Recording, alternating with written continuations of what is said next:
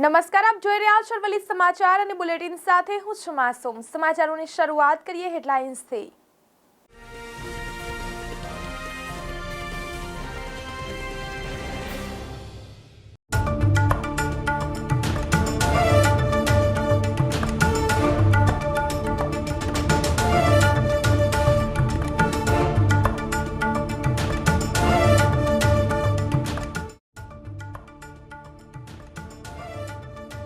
પાવાગઢમાં ભક્તોની અખૂટ શ્રદ્ધાના દ્રશ્યો જોવા મળ્યા। વરસતા વરસાદમાં ભક્તો પગપાળા સંઘ લઈને આવતા જોવા મળ્યા।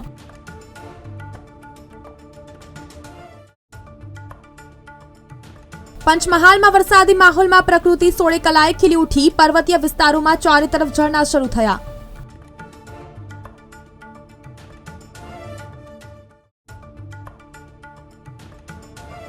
લોંગ વીકેન્ડમાં ગુજરાતના મહાનગરો ખાલી। લોનાવાલા, મહાબળેશ્વર, સાપુતારા, દમણ, બાલી, સિંગાપોર, મલેશિયા ગુજરાતીઓથી ઉભરાયા।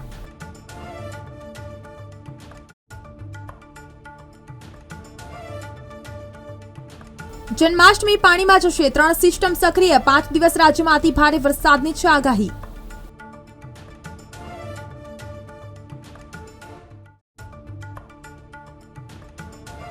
સડત્રીસ કોલેજની ફીનું માળખું જાહેર। એન્જિનિયરિંગ, ફાર્મસીની કોલેજોમાં 30,000 થી 2 લાખ સુધી ફી વધારો।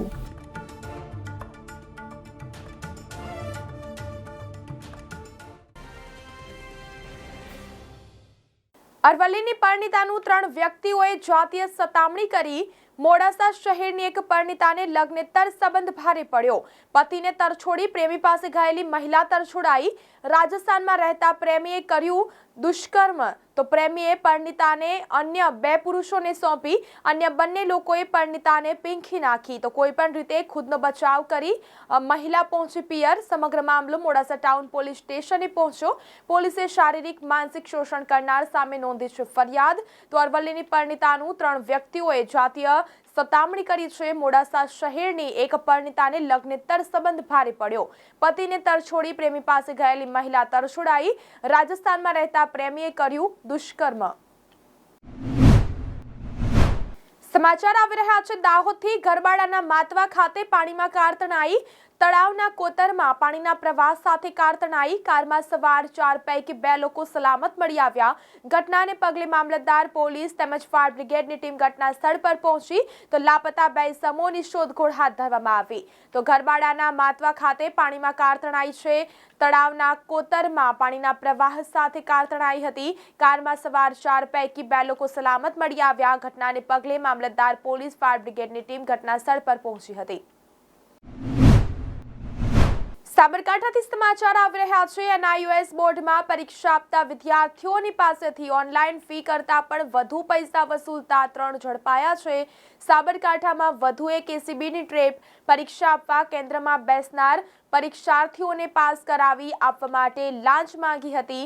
22 પરીક્ષાર્થીઓએ ઓનલાઈન ફોર્મ ભરી પરીક્ષા આપવાની હતી।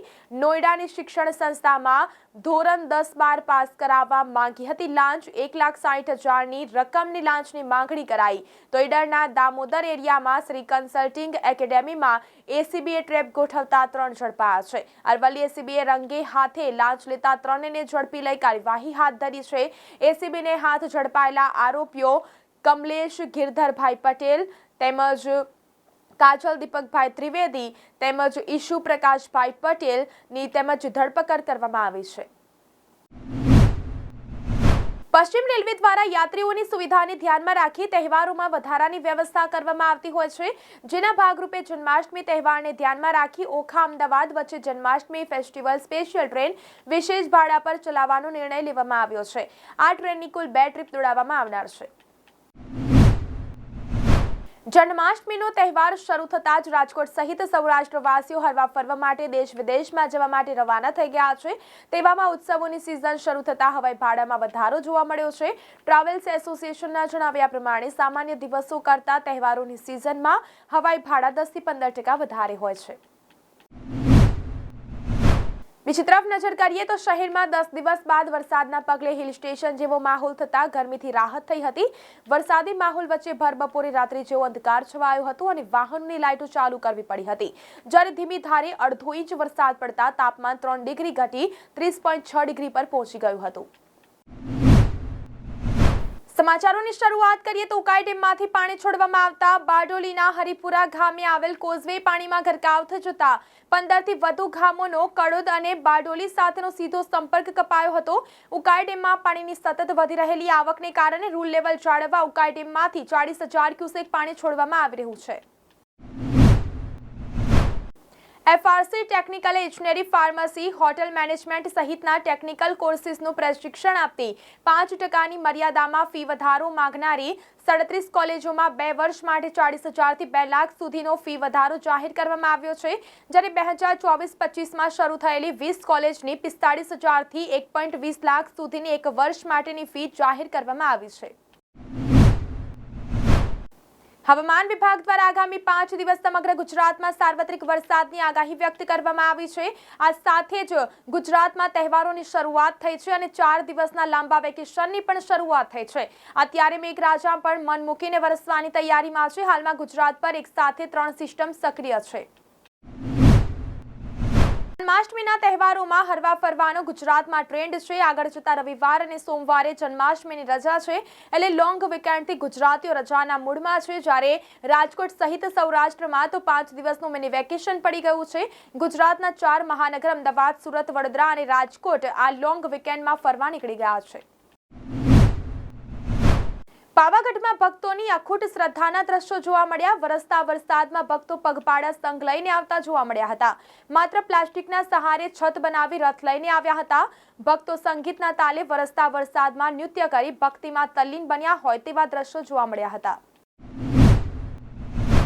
પંચમહાલમાં વરસાદી માહોલમાં પ્રકૃતિ સોળે કલાએ ખીલી ઉઠી છે. પર્વતીય વિસ્તારમાં ચારે તરફ ઝરણા શરૂ થયા છે. ડુંગર ઉપરથી વહેતા ઝરણાએ આહલાદક દ્રશ્યો ખડા કર્યા છે. આજ સુધી ક્યારે ન જોઈ હોય તેવી પાવાગઢની પર્વતમાળાના દ્રશ્યો જોવા મળ્યા છે. તો પાવાગઢ પાછળના ભાગે અસંખ્ય નાના મોટા ઝરણાઓ શરૂ થયા છે. તો આ સાથે બુલેટિનમાં અત્યારે બસ આટલું જ. નમસ્કાર.